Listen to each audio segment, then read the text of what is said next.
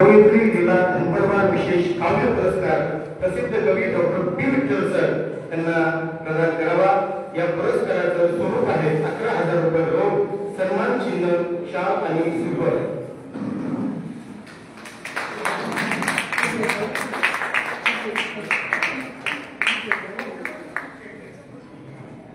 सर्वच मान्यवरांच्या उपस्थितीत प्राचार्य पाटील सर यांच्या हस्ते हा पुरस्कार डॉक्टर पी विठ्ठल सर यांना देण्यात येत आहे।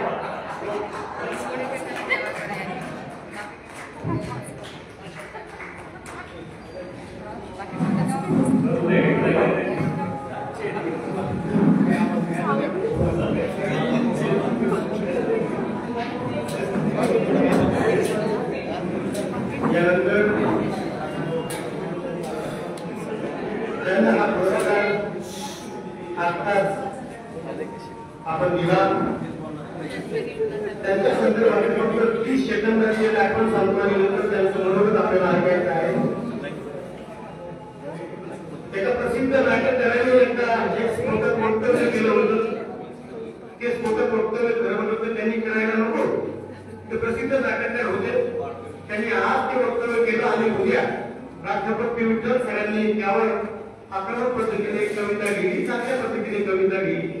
ती कविता स्वर्गीय आर आबा यांनी वाचली आणि दुसऱ्या दिवशी कवी पी विठ्ठल सरांना त्यांनी फोन केला। पहिला फोन यांनी उचलला नाही, दुसरा फोन यांनी उचलला आणि तुमची कविता ही मला आवडली असं आर आबांचं त्यावेळेस कवी पी विठ्ठल सर यांची कविता ऐकून वाक्य आम्हाला ऐकायला मिळालं। मी ज्यांना हा पुरस्कार आता देण्यात आला आहे कवयित्री धनपरवार पुरस्कार, मी पी विठ्ठल सरांना विनंती करतो की सर आपलं मनोगत आपण आमच्या समोर ठेवावं। Doctor P Vitthal sir.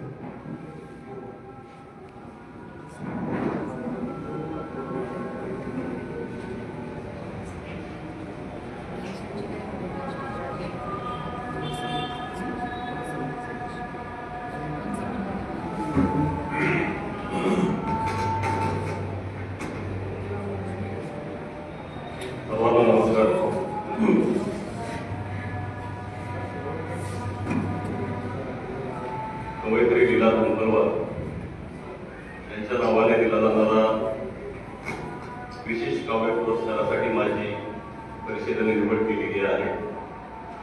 याबद्दल सुरुवातीलाच मी परिषदेच्या विषयीची अंतःकरणपूर्वक कृतज्ञता व्यक्त करतो। खरं तर हे सगळं ऐकताना मला खूप असं राहून गेल्यासारखं झालेलं आहे किंवा थोडंसं अस्वस्थ राहून मी हे सगळं माझ्याविषयी बोललं जात आहे का, त्याचं कारण इतकं कौतुक फार काही माझ्या वाट्याला आलेलं नाही आणि आज थोडंसं कठोरही माझ्यावर आहे। कारण एरवी आपण मोकळेपणाला बोलतो, परंतु इतका मोठा सन्मानासाठी परिषदेला याची निवड करणं तरी फार मला विलक्षण अशी भारावून टाकणारी गोष्ट वाटते। याबद्दल आदरणीय कौतिकराव ठाले पाटील सर, डॉक्टर दादा गोरे आणि परिषदेचे सर्व सन्माननीय पदाधिकारी यांचे मी सुरुवातीला आभार मानतो। आणखी एक महत्वाची गोष्ट अशी की ज्यांनी या पुरस्कारासाठी माझी निवड केली त्या निवड समितीचे आभार मानणं माझं कर्तव्य आहे। मराठीतील अत्यंत ताकदीच्या कवयित्री आदरणीय अनुराधाबाई या निवड समितीच्या अध्यक्ष होत्या। ही बाब खूप सुखावणारी आहे कुठल्याही कवीसाठी। आणि माझ्या आधीच्या पिढीचे दोन महत्वाचे कवी अनुक्रमे श्रीधर नांदेडकर आणि दास वैद्य, दोघांशी मला खूप चांगला स्नेह आहे। आताचा स्नेह आहे म्हणून त्यांनी निवड केलेली नसावी असं मी माझ्यापर्यंत गृहीत धरलेलं आहे। तर या निवड समितीचेही मी असे मनापासून आभार मानतो। त्याचं कारण असं की खरं तर आज आपण अशा एका काळामध्ये आहोत की ज्या काळामध्ये आपल्या सामाजिक सांस्कृतिक जाणीवा संकुचित होत चाललेल्या आहेत। हा आपला तो कुठला, हा आपल्या जातीचा तो त्या गटाचा, अशा गोष्टी केंद्रस्थानी येत असताना माझ्यासारख्याचा या पुरस्कारासाठी विचार व्हावा ही गोष्ट मला विलक्षण आनंददायी आहे।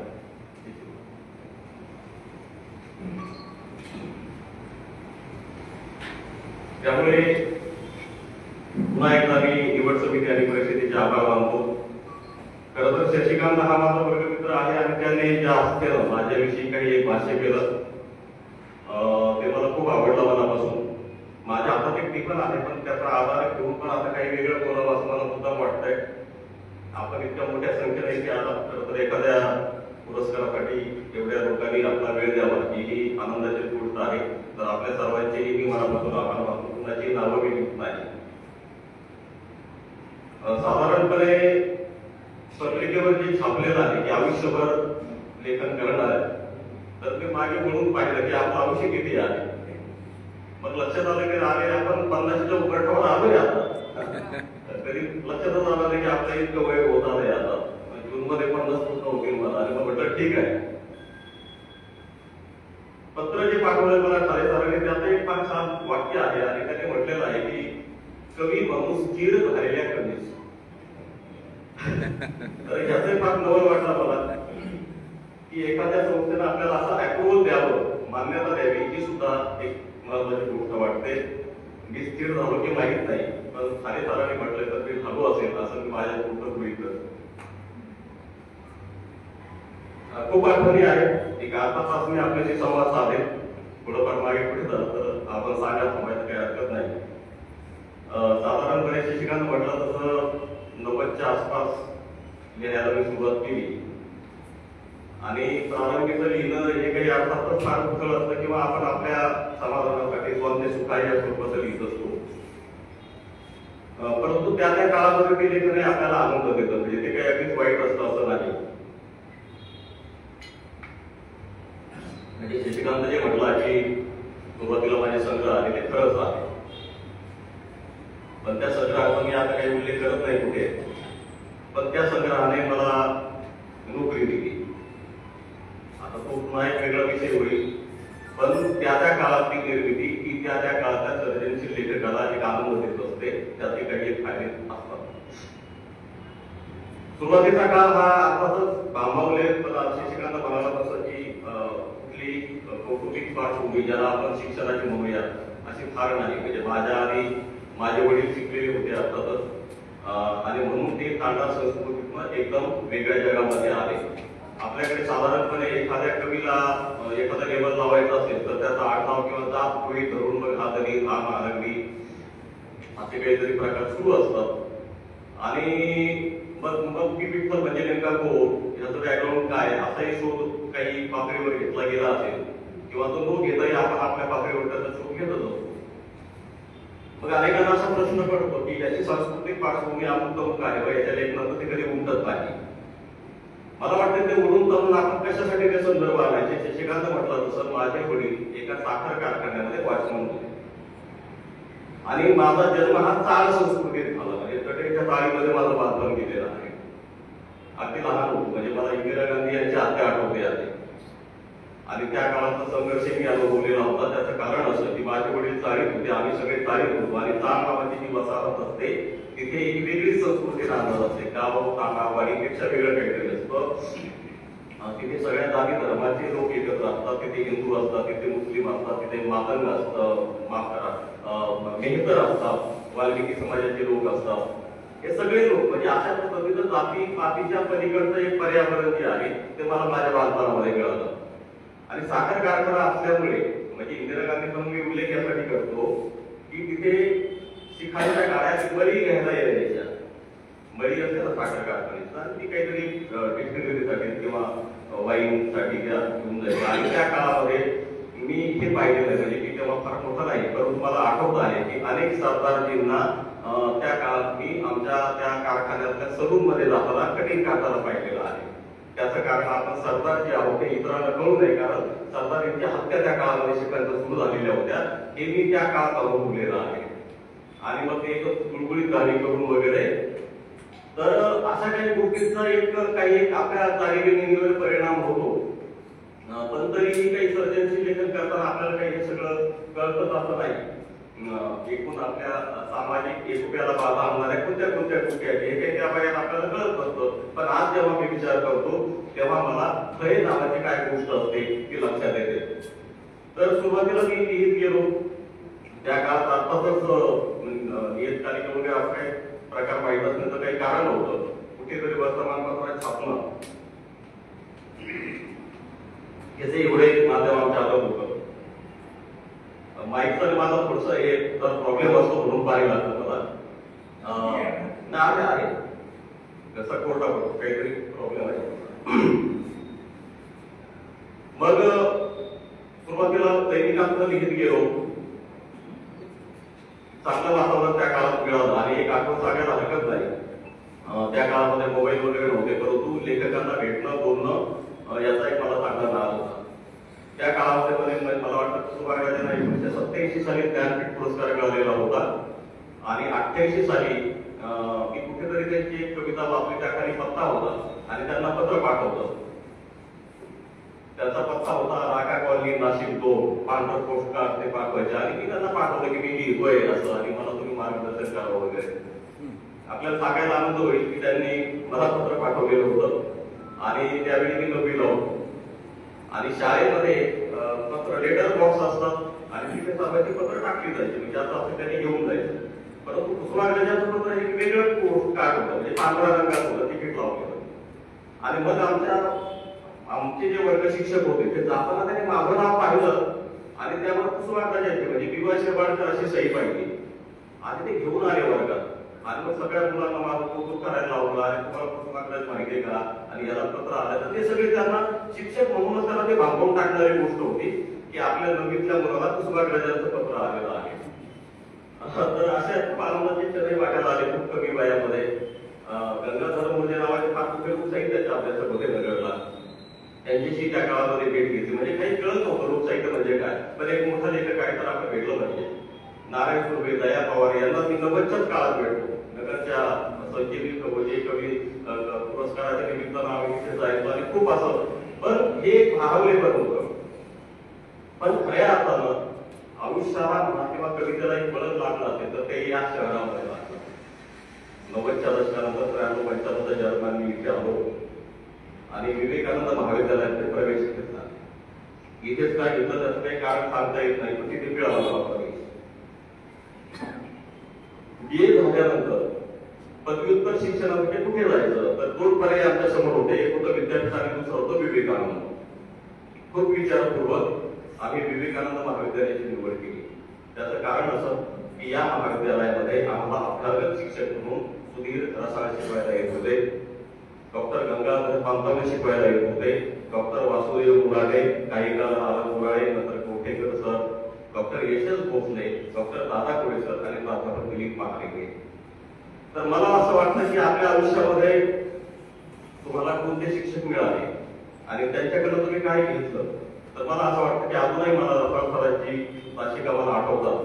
ते आपल्याकडे शिक्षक म्हणून आमच्याकडे येत होते, परंतु त्यांच्या एकूण म्हणजे त्यावेळी त्यांचा कविता आणि प्रतिमा ग्रंथ मी वाचलेला होता. कळण्याचं काही ते वय नव्हतं, पण समजून घेण्याचा प्रयत्न केला पुढच्या काळामध्ये.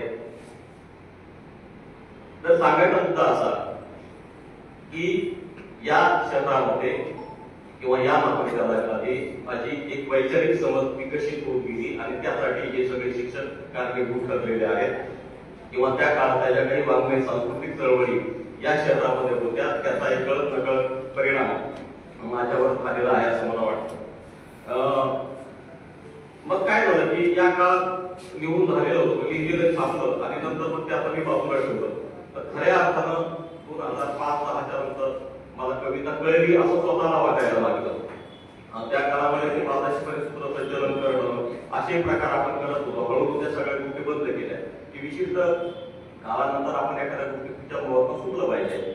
नाही तर मग कबड्डी स्पर्धेला टिकीट कसं करा तुम्ही असं ते कॉलेजच्या पातळीवर होत असतं. त्या काळात मी वात्रटिका लिहित होतो. अगदी 1997 साली आपल्याला आठवत असेल तर लोकमतला माझा कॉलम होता. विवेक विचार नावाचा कॉलम मी लिहित होतो अगदी सातत्यानं वर्षभर आणि त्यानंतर मग वात्रटिकांचाही सगळं होतं. या गोष्टींपासूनही मी जरा दूर होतो आणि 2011ला माझ्या वर्तमानाची नोंद हा कविता संग्रह प्रकाशित झाला, जो गोदा प्रकाशनाला प्रकाशित केला, ज्याची दुसरी आवृत्ती लोकवाङ्मय विभागाने केली. त्यानंतर 01 मे हा कविता संग्रह आला, जो कॉन्टिनेंटलने केला आणि 2-3 वर्षापूर्वी मी सार्वकालिक सर्वत्र हा तिसरा कविता संग्रह आला गोल्डन पेज कडून. तुषार बोडके इथे आहेत आणि त्यांनी 3 वर्षापूर्वी माझी मुलाखत घेतली होती मठाला आणि त्यांनी एक प्रश्न विचारलेला होता. मी तेव्हा त्याला म्हटलेलो मी आता कविता लेखन थांबवलेलं आहे. ती मुलाखत वाचल्यानंतर अनेकांना प्रश्न पडला की असा निर्णय लोक कधीतरी उत्तरार्धात घेतात आयुष्याच्या 60 नंतर तुम्ही इतक्या लवकर कसं काय हा निर्णय घेतला? मी म्हटलं थांबवत आहे म्हणजे आता असं अगदी कवितेपासून दूर गेलोय असं नव्हे, पण आता मला असं वाटतं की या 3 कविता संग्रहाशिवाय जर वेगळं काही मला सुचणारच नसेल तर मी लिहू नये. आणि आपल्याला सांगायला हरकत नाही की मागच्या 4 वर्षामध्ये मी केवळ 4च कविता लिहिलेल्या आहेत. 2021 सप्टेंबरमध्ये मी शेवटची कविता लिहिली होती. त्यामुळे फेसबुकवर तर माझा वावर किती सार्वत्रिक असला तरी कवितेच्या बाबतीत मी काय करतो आहे हे सांगणं अत्यंत महत्वाचं वाटतं मला. या 4 कविता सुद्धा मी 2 संपादकांच्या आग्रहात हाताळलेल्या पाहिजे. तर त्यातला एक संपादक म्हणजे मोनिका गजेंद्र गडकर मॅडम, ज्यांनी मौजेसाठी मला 2दा आग्रह केला आणि काल निर्णयासाठी 2दा. तर हे सगळं मी सांगतो आहे यासाठी की कवी म्हणून, लेखक म्हणून आपण खूप आता भाराभर लिहावं असं मला वाटत नाही. आणि कविता लिहित नाही म्हणजे याचा आता लेखन थांबता याचा होत नाही. आविष्काराची, अभिव्यक्तीची अन्य माध्यमे हाताळत राहतात. 2 वर्षापूर्वी माझी कादंबरी प्रकाशित झाली. आपल्यापैकी काही इतकी वाचली असेल नसेल मला माहिती नाही, परंतु कवितेशिवाय कादंबरी, दलित लेखन, काही वैचारिक लेखन, काही संपादन मी केली. समीक्षक मी काही स्वतःला मानत नाही, पण त्या पद्धतीचं किंवा त्या समीक्षेच्या जवळ जाणारं काही एक लेखन मी केलेलं आहे. तीही काही पुस्तकं माझ्याकडे आहे. थोडक्यात मला असं वाटतं की लिहिणं ही गोष्ट केवळ व्यक्तिगत असते असं नाही, तर तिला काही एक सामाजिक पदर असतात असं मला वाटतं. त्यामुळे आपली प्रत्येक निर्मिती किंवा सगळी अभिव्यक्ती ही अत्यंत प्रामाणिकपणे झाली पाहिजे असं मला वाटतं. त्याचं कारण असं की लिहित्या माणसाच्या जगण्याला अनेक भीती असतात. सांस्कृतिक, मानसिक, भावनिक, तात्विक असे अनेक पदर असतात. त्यांना आपण बाजूला ठेवू शकत नाही. आणि म्हणून मला असं वाटतं की या भीतींचं आकलन करून घेण्याची प्रतिभा माझ्यात आहे की मला माहीत नाही, पण किमान पातळीवर मानवी दुःखाचा, त्याच्या कोलाहलाचा, त्याच्या ताणतणावाचा काही एक पातळीवर शोध घेता यावा आपल्याला किंवा त्याच्या जवळ तरी जाता यावं, एवढी तरी माझी भूमिका आता आलेली आहे. मला असं वाटतं आयुष्य काय किंवा समाज काय या दोन्ही गोष्टी खूप अदाकलनीय आहेत. त्यांना समजून घेण्याचा प्रयत्न आपण करायला पाहिजे. आणि आणखी एक गोष्ट मला अशी वाटते की चांगल्या कवीकडे स्वतंत्र अशी एक आत्मप्रेरणा असते किंवा ती असायला हवी, भूमिका असायला हवी. ती जर आपल्याकडे नसेल तर आपलं लेखन हे अत्यंत बळवंत ठरण्याची शक्यता नाकारता येत नाही. जोपर्यंत तुम्ही तुमच्या भूमिकेचा काही मूल्य प्रक्षेपित करत नाही. म्हणजे मला हे सांगायचं आहे की साधारण आधी म्हटल्याप्रमाणे 90च्या दशकात लिहिलेली मी एखादी कविता आणि आता 21व्या शतकाच्या 25व्या वर्षात लिहिलेली कविता यामध्ये जे अंतर पडत जातं तर ते या भूमिकेमुळे पडत जातं की आपल्याला त्या काळामध्ये काही आदर्श वाटत असतात आणि नंतर आपल्याला वाटतं की अरे नाही हे नाही, आता हे आपले मला गोळेचं आपण वाचलं पाहिजे, पुरस्कारांना आपण समजून घेतलं पाहिजे. किंवा त्या काळामध्ये मी गाजवणारे कवी हे माझे आदर्श होते. हळूहळू त्याच्यापासून मी दूर होत गेलो आणि नंतर गंभीरपणे कवितेकडे आणि जीवनाकडे बघायला लागलो. ही या निमित्तानं मला सांगायला हवं. एक मुद्दा असा आहे की माझं बहुतांश लेखन हे कालसंबंध आहे किंवा वर्तमानाशी निगडीत आहे असं मला वाटतं. मला फारसं भूतकाळामध्ये रमायला आवडत नाही. मागच्या काही वर्षामध्ये आपल्याला सर्वांना तसं जाणवत आहे की आपल्याला आजूबाजूला काही एक प्रत्यक्ष अप्रत्यक्ष तणाव आपल्याला वेगळा आहे. कलावंत म्हणून किंवा व्यक्ती म्हणूनही आपल्याला नीटपणे अभिव्यक्त होता येत नाही. आज ज्या पद्धतीनं एकूण माध्यमांचा धगधगाट किंवा साहित्य, कला, तत्वज्ञान या सगळ्यांना वेगवेगळ्या पद्धतीचे निर्बंध येत आहे किंवा एकूणच आपलं सगळं जगणं आता इंटरनेट केंद्रित किंवा डिजिटल स्वरूपाचं झालेलं आहे.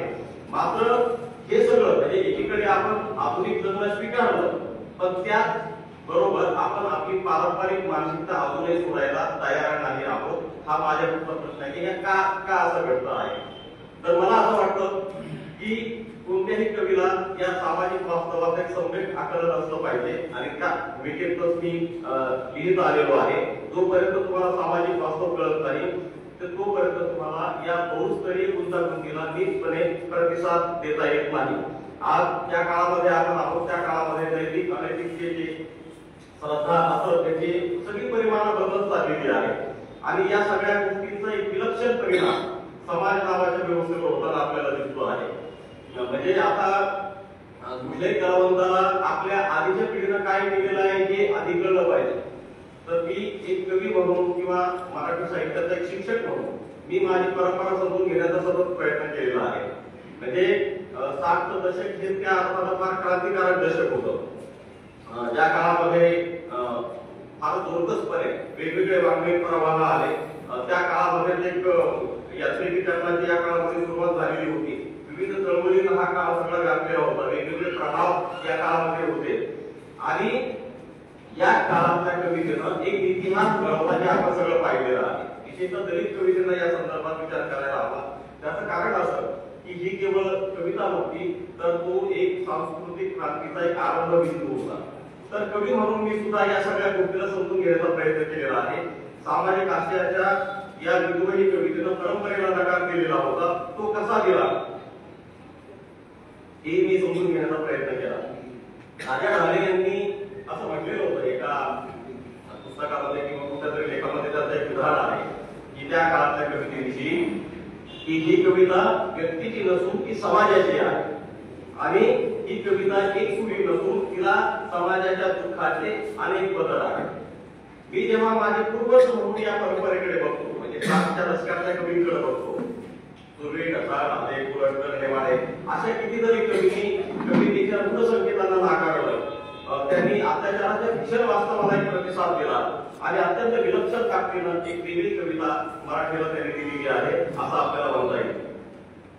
ज्या काळात माझा जन्म झाला किंवा ज्या काळात मी लिहित झालो त्या काळात वैचारिक चळवळी क्षीण झालेल्या होत्या. पण ठाणे सालाचा जो काळ आहे 60च्या दशकाचा हा काळ फुले, मार्क्स, आंबेडकर अशा वेगवेगळ्या आयडियालॉजीजने व्यापलेला काळ होता आणि या सगळ्या विचारसरणींचा एक फार मोठा परिणाम सांस्कृतिक आणि सामाजिक जगावर होत होता आणि त्यामुळं त्या काळातल्या कवितेमध्ये असंख्य असे सांस्कृतिक पेच आपल्याला आलेले दिसतात.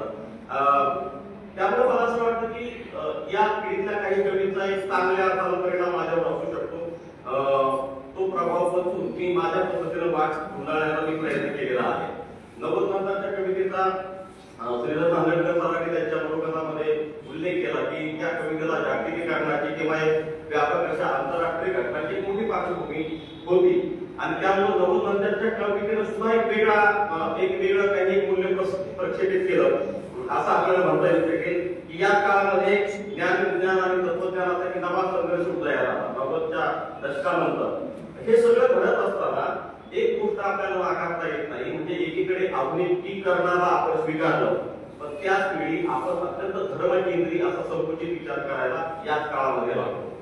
जे हिंदुत्ववादी राजकारणाचा होता या दशकामध्ये झाला त्यापासून तर आज पुन्हा त्याची काय घडतंय त्याविषयी मी बोलत नाही परंतु ही सगळी मानसिकता कशी आकाराला आली आणि एकूणच वाद संवादाच्या ज्या काही शक्यता होत्या त्या कशा मावळल्या याचा मी कवी म्हणून सतत विचार करत आलेलो आहे.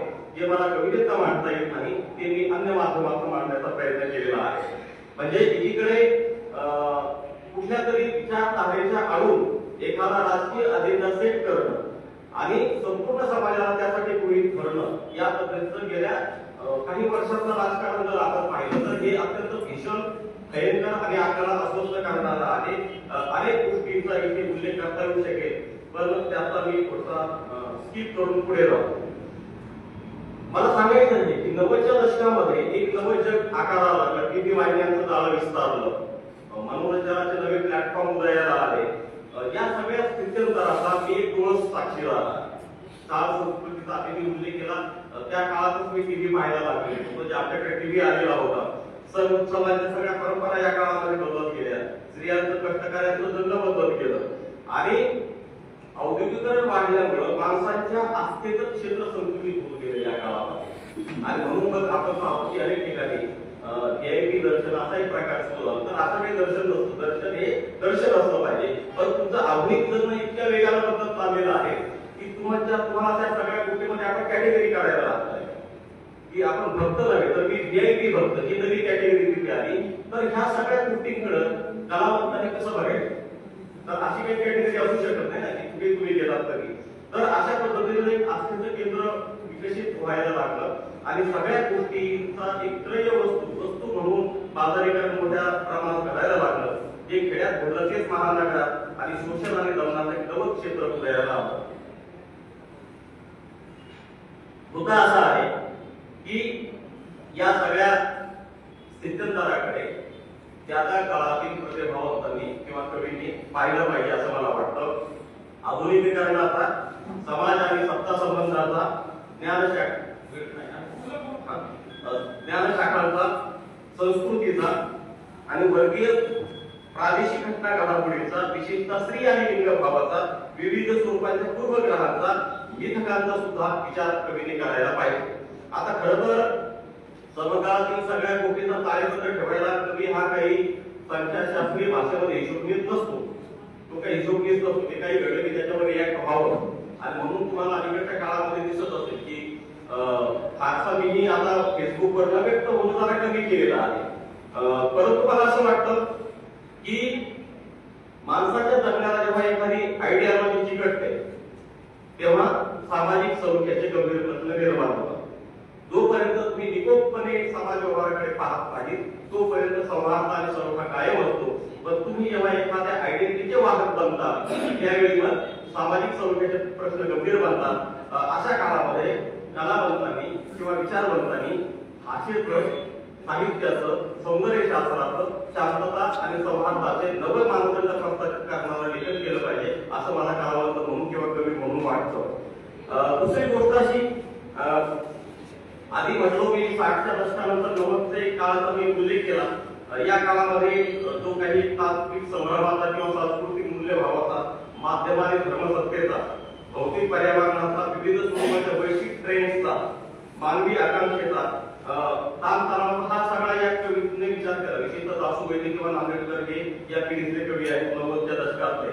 परंतु आपण माझा थोडासा एक समीक्षक म्हणून मुद्दा वेगळा मी तुमच्यासमोर ठेवतो आहे की या काळामध्ये कवितेला एक वेगळी ओळख, नवोत्तर कविता, आधुनिकोत्तर कविता, महानगरी कविता अशा वेगवेगळ्या विशेषणांमध्ये मराठी कविता आढळते. परंतु कवी म्हणून काही एस्टॅब्लिश झाले नक्कीच, पण या कवितेला वाचकांनी किती स्वीकारलं याचा जरा विचार करण्याची गरज आहे. त्याचं कारण असं की गटातटाच्या सांस्कृतिक खेळामध्ये सगळे गुंतलेलं होतं. आता कुणाकडे बोट दाखवण्याचं काही आता उरलेलं नाही. यात स्वयंघोषित सेक्युलर आहेत, यात स्वयंघोषित श्रेष्ठ आहेत. पण इतर संबंधाची सांस्कृतिक चौकट ओलांडल्याशिवाय मराठी कवितेला वाचक स्वीकारणार नाही याची नम्र जाणीव आपण सर्वांनी ठेवायला पाहिजे. तरच मराठी कवितेचं काही एक चांगलं भवितव्य आहे असं मला वाटतं आहे. एका गोष्टीचा मी उल्लेख करेल की आपल्याकडे हिंदीमधून खूप कविता मराठीमध्ये अनुवादित होतात. पण मराठीतल्या कविता इतर भाषेमध्ये किती अनुवादित होतात आणि त्या का केल्या जात नाहीत याचाही आपण गंभीरपणे विचार केला पाहिजे. आज अनुवादाचा आणि समीक्षेचं क्षेत्र अफाट विस्तारलेलं आहे, पण त्यासोबतच समीक्षकांमधील संकुचित वृत्ती ही वाढत चाललेली आहे. मला असं वाटतं की चांगल्या कवितेवर लिहिणं, चांगल्या कवितेची नोंद घेणं ही आपली सांस्कृतिक जबाबदारी आहे. असं जोपर्यंत समीक्षकांना वाटत नाही तोपर्यंत कवितेचं क्षेत्र विस्तृत होणार नाही. त्याचं कारण असं की आता इतकी माध्यमं बदललेली आहेत की आता नियतकालिका चांगली राहिलेली नाही. दैनिकांनी आपले कॉलम्स बंद केलेले आहेत. अशा वेळी लोक फेसबुकवर व्यक्त होणार नाही तर कुठे होणार आहे. आणि मग तिथे व्यक्त झाल्यानंतर तुम्ही जर फेसबुकी कवी म्हणून हे होणार तर तेही बरं नाही. तसं होऊ नये म्हणून आपल्यासारख्या चांगल्या लेखकांनी चांगल्या कवीकडे बघितलं पाहिजे असं मला वाटतं. असं करताना समीक्षकांनी वाचक म्हणून किंवा स्वतःची अभिरुची आणि भूमिका जपून काही चांगल्या कवीची नोंद घ्यावी. पण कुठल्याही कवितेविषयी, कवीविषयी अनाठाई पूर्वग्रह मनामध्ये बाळगू नये असं मला स्वतःला वाटतं. अनेकदा आपल्याकडे हिंदीतल्या फार मोठ्या कवीच्या कविता शेअर केल्या जातात आणि असं म्हटलं जातं की मराठीमध्ये फार कवितेचं दारिद्र्य आहे. मला वाटतं की असं बोललं जाऊ नये. आपल्याकडच्या कवितेला आजही जगभरामध्ये आपल्याकडची मराठी कविता वाचली जाते. संत तुकाराम, ढसाळ, पुरटकर ही त्यातली काही फार महत्वाची नावं आहेत. त्यामुळे मराठी कविता ही अत्यंत श्रेष्ठ कविता आहे. मात्र अकारण शेरेबाजी करण्यात काही विपर्यास निर्माण करण्याचा प्रयत्न सातत्यानं सुरू होतो. तर मी बोलत होतो सांस्कृतिक राजकारणाबद्दल. म्हणजे आपल्या वाङ्मय संस्कृतीला व्यापून असणाऱ्या बहुतेक सर्वच क्षेत्रामध्ये आज राजकारण दिसतं. आणि असं आपल्याच्या पार्श्वभूमीवर एखाद्या संस्थेनं माझा गौरव करला तर म्हणूनच मी आधी आपल्याविषयी कृतज्ञता व्यक्त केली. खूप अशा संस्था आणि माणसं अपवाद आहेत. परंतु एक बघूया की आपण की लेखक कवींचे गट आपल्याला सहजपणे दिसतात आहेत, ते नाकारता येत नाही. समीक्षकांचे गट आहेत, प्रकाशकांचे गट आहेत, सोशल मीडियातले अनुयायांचे गट आहेत, पुरस्कार देणाऱ्या तत्वदल संस्थांचे गट आहेत, याच्या त्याच्या शिफारशीवरून शासकीय समित्यांवर वर्गणी लावणाऱ्यांचे गट आहेत. एवढंच नाही तर फेसबुक किंवा व्हॉट्सअपवर कुणाची पोस्ट स्वीकारायची आणि कुणाची पोस्ट नाकारायची याचे पण गट आहेत. जर आपला सोशल मीडियामध्ये वापर असेल तर ते आपल्याला सहज लक्षात येऊ शकेल. विलास सावंत यांनी खूप वर्षांपूर्वी, मला वाटतं 25 वर्षांपूर्वी त्यांनी विधान केलेलं होतं की धार्मिक क्षेत्रामध्ये धार्मिक मूलतत्ववादासारखा सांस्कृतिक मूलतत्ववाद सध्या मराठी साहित्यात प्रभुत्व गाजवत आहे. हे विधान त्याचं 25 वर्षापूर्वी होतं. त्या विधानाची पुन्हा पडताळणी करण्याची गरज आहे. खरंच अशा पद्धतीचा एखादा सांस्कृतिक मूलतत्ववाद आपल्याला विळखून आहे का? त्याचं कारण असं की आज साहित्याची आस्थेवाईक नोंद घेणारे समीक्षक फार कमी आहेत आणि आधी म्हटल्याप्रमाणे नियतकालिकांचाही कमी झालेला आहे. तर सांगायचा मुद्दा असा की संकुचित मनोवृत्तीचा वाङ्मय व्यवहार ज्या संस्कृतीमध्ये असेल तिथे चांगले लेखक कवी नेहमीच बेदखल केले जातात. उगत नसलेले सुमार लोक थोर म्हणून मिळवत राहतात. वरपांगी अशा घेऊन लिहिणाऱ्यांना संवेदन संस्कृतीमध्ये दाद मिळते. मात्र काही एक मूल्य घेऊन आत्यंतिक तळमळीने लिहिणाऱ्यांना मात्र दुर्लक्षित केले जाते. आणखी एक बाब, आज सत्ताविरोधी लिहिणे बोलणे हे खूप कठीण झालेलं आहे. भीती हा या काळाचा स्थायी भाव होऊ पाहतो आहे आणि मी हे अनुभवलेलं आहे म्हणून मी सांगतोय. थोडा तुमच्याकडे काही विस्तार करण्याची गरज नाही. परंतु मला असं वाटतं की वैचारिक विरोध सुद्धा अत्यंत निकोपपणे समजून घेण्याची कुवत आपण गमावून बसलेलो आहोत आणि त्यामुळे मला असं की अत्यंत अग्रेसिव्हपणे आक्रमकपणे तथ्ये चालून येतात. ते तथ्ये प्रत्यक्ष नसतील, त्याच्यासाठी आता वेगळे शब्द आहेत, ट्रोल किंवा वगैरे वगैरे. तर अशी एक वेगळी केंद्र अस्तित्वामध्ये आलेली आहेत आणि अभिव्यक्तीवर वेगवेगळ्या पद्धतीने निर्बंध लादलं जातं हे सुद्धा आपल्या सांस्कृतिक दारिद्र्याचं लक्षण आहे असं या ठिकाणी मी नोंदवतो. मला असं वाटतं की साहित्य आणि कलेचं क्षेत्र हे राजकारण विरहित असायला हवं, पण तसं घडण्याची शक्यता जराही दिसत नाही. कारण आणि सर मी उत्तम सांगतो, कारण आज अनेक लेखक, कवी, पत्रकार, अगदी विद्यार्थी सुद्धा कोणत्या ना कोणत्या राजकीय पक्षाचे स्वयंघोषित प्रवक्ते झालेले आहेत. कुठल्याही राजकीय पक्षाला त्यांना ही जबाबदारी दिलेली नाही, पण त्यांनी ते काम अंगावर घेतलेलं आहे आणि अत्यंत विचारपूर्वक ते आपण करत असलेले काम श्रीपर्यंत पोहोचवण्याचा प्रयत्न करतात. एवढंच नाही तर या गोष्टीचे मग त्यांचे बरेच लाभ त्यांच्या पत्रात पडतात. अशी अनेक नावं आहेत. सोशल मीडियामध्ये तुमचा वापर असेल तर हे सगळ्यांना दिसू शकेल. मला असं वाटतं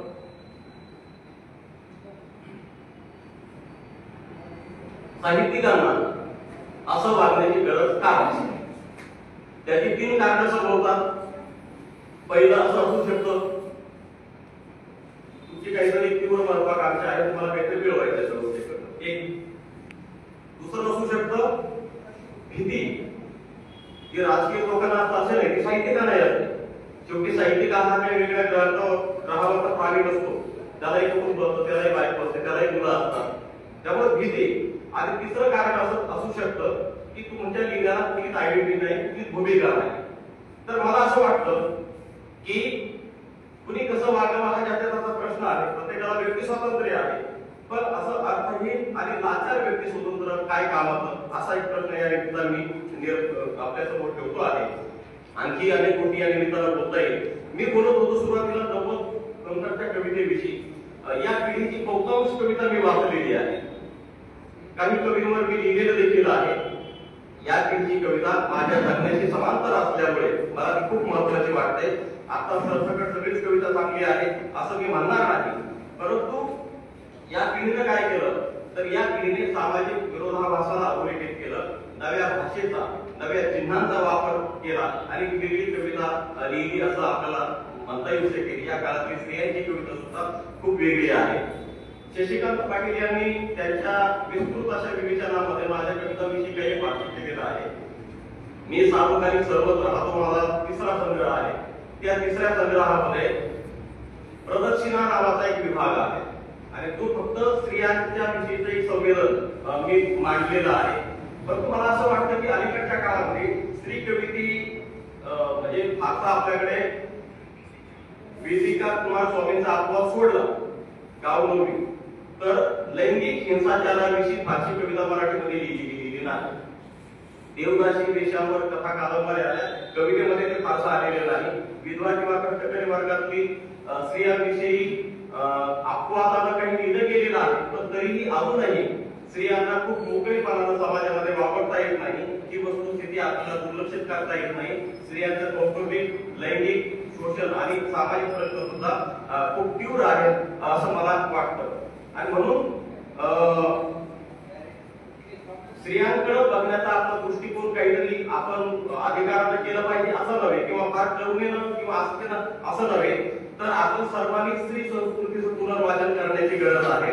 तरच आपलं लिहिणं आणि माणूसत्व अधिक अर्थपूर्ण ठरेल असं मला वाटतं आहे. मी शेवटाकडे येतो, एक दोन मुद्दे मांडून मी थांबतो. मला कल्पना आहे खूप वेळ झालेला आहे. 21वे शतक हे सर्वार्थानं नवनिर्माणाचं, प्रगतीचं आणि अनियंत्रित अशा तंत्रज्ञानाला गाजलेलं शतक आहे. मागच्या दशक दीड दशकाचा जरी आपण विचार केला तरी याची परिस्थिती आपल्याला येऊ शकेल. या काळात माणसाच्या भौतिक जगण्याचा वेग वाढला, दळणवळण आणि पर्यटन संस्कृतीचं एक केंद्र बनली, पण आपण आपल्या दैनंदिन जगण्यातील शांतता आणि स्वास्थ्य आपण हरवून बसलेलो आहोत. त्याचं नेमकं काय करायचं? हे स्वास्थ्य कोणत्या गोष्टीमुळे हरवून गेलं? तर आता मी आपल्यासमोर एकच मुद्दा ठेवेल की कधी काळी आपला महाराष्ट्र हा खूप सहिष्णू होता असं आपण म्हणतो आहोत. आपल्याकडच्या संत परंपरेने सौहार्दाची आणि सुसंस्कृत धर्माची शिकवण आपल्याला दिली. समाज जागृती आणि समन्वयाचं धोरण ठेवून संतांनी केलेलं अफाट कार्य होतं. आपण या परंपरेचा आजही आत्यंतिक आदराने उल्लेख करतो, पण संतांचे नाव घेण्याची तेवढी नैतिकता करता आपल्या शिल्लक आहे का? या परंपरेने हरिनामाचा जयघोष आपल्या महाराष्ट्रात दिला. त्याच महाराष्ट्रामध्ये आका टोक्या अशी गुन्हेगारीची नवी परिभाषा जर जन्माला येत असेल तर या आंतरविरोधाकडे आपण लेखक म्हणून कसं बघणार आहोत हा माझा प्रश्न आहे. सगळे संत मराठवाड्यातले, पण मराठवाड्यातील सध्याकालीन राजकीय सामाजिक परिस्थिती कशी आहे हे जर आपण नीट पाहिलं तर एका अस्वस्थ काळाचं चित्र आपल्या डोळ्यासमोर येईल. या अस्वस्थतेला अनेक पदर आहेत. हे पदर जसे सत्ता केंद्राचे आहेत,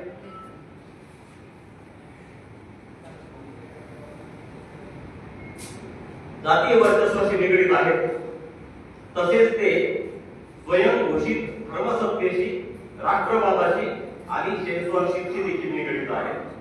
त्यामुळे लेखक कवीच्या दृष्टीने आजचा काळ खूप आव्हानात्मक आहे. लिहित्या माणसांनी अशा गोष्टीकडे वेगळ्या नजरेनं बघायला पाहिजे असं मला वाटतं. आणि महत्वाची गोष्ट अशी की कोणत्याही कवीनं किंवा कवीच्या अनुभव क्षेत्रानं नेहमी सत्य मांडलं पाहिजे. सत्य मांडलं पाहिजे यासाठी, हे सत्य मांडण्यासाठी कुठलीही कवीला चलाखी करावी लागत नाही.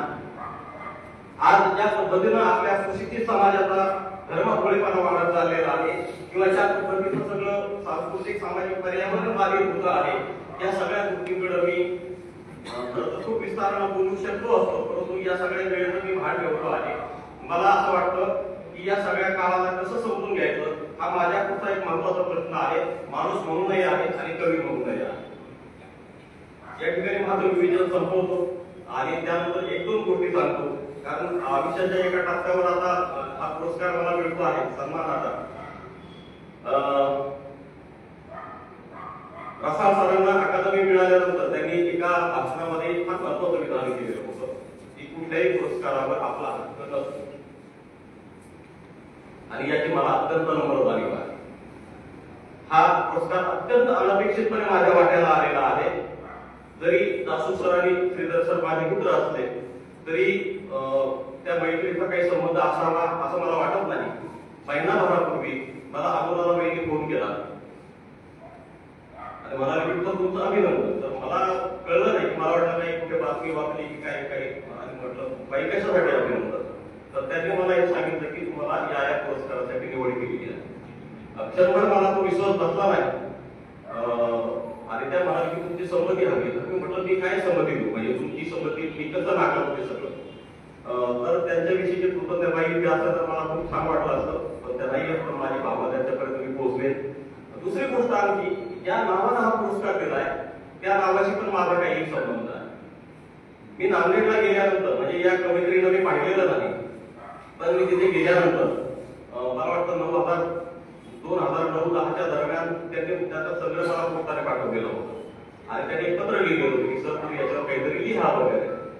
तर मी ते लिहू शकलो नाही आणि त्यानंतर मग त्याचं निधन झालेली बातमी वगैरे कामावर पडली. तर ही एक गोष्ट आपल्याला अस्वस्थ करून जाते की आपण कुणाला तरी शब्द दिलेला होता आणि पुढे परत ते काम झालेलं नाही.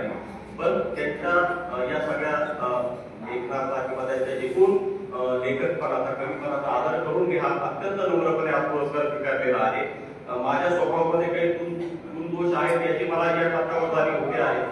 खूप चांगले कधी आपले मित्र असतात आणि एकदम दुरावतात, त्याला काही इलाज नसतो शेवटी. कधी चांगले बोलणारे म्हणजे आपल्याशी वाईट वागतात, पण कुणाच्या विषयी कुठलाही पूर्वाग्रह बाळगायचा नाही, पूर्वग्रह बाळगायचा नाही, हे या टप्प्यावर मी आता स्वीकारलेलं आहे. आपण सर्वांनी मला इतक्या आश्चर्य ऐकून घेतलं. मी सर्वांचे आभार मानतो आणि पुन्हा एकदा खालेसर, पुरेसर आणि निवड समितीचे आभार मानतो. मला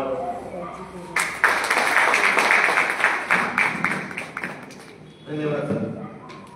राजकारणात जसे गट असतात तसे साहित्यामध्ये गट असतात असं वर्षा कवी आणि पत्रिकेतील आयुष्यभर या शब्दामुळे मला माझ्या वयाची आठवण झाली असं निश्चितवाशी सुरुवातीला आपण केलंय. त्यानंतर ज्यांच्या हस्ते कवयित्री लीला गणपतराव हा पुरस्कार उपयुक्त सन्मान देण्यात आला. मराठवाडा साहित्य परिषदेचे अध्यक्ष प्राचार्य कौतिकराव ठाले पाटील सर यांना विनंती करतो की आपण अध्यक्ष म्हणून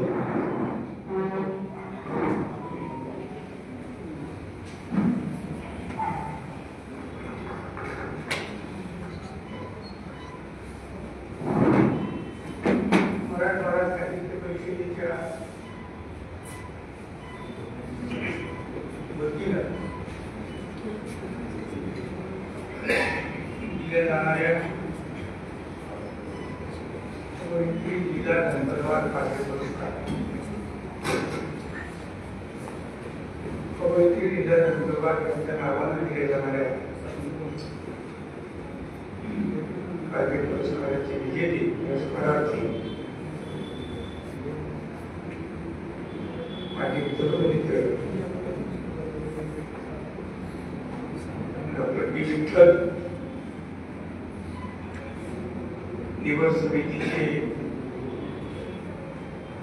सन्माननीय सदस्य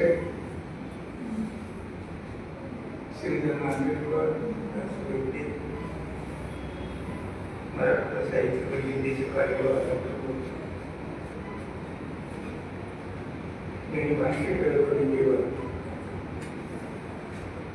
डॉक्टर शिक्षकांना आणखी व्यक्तीचा उल्लेख मला करायला पाहिजे. 27 वर्षाचं वय असताना सुद्धा या कार्यक्रमासाठी फारसं दिसत नसताना पहिल्या असताना त्या कार्यक्रमासाठी आले. इंदापूरच्या महाविद्यालयाचे भूतपूर्व उपाध्याय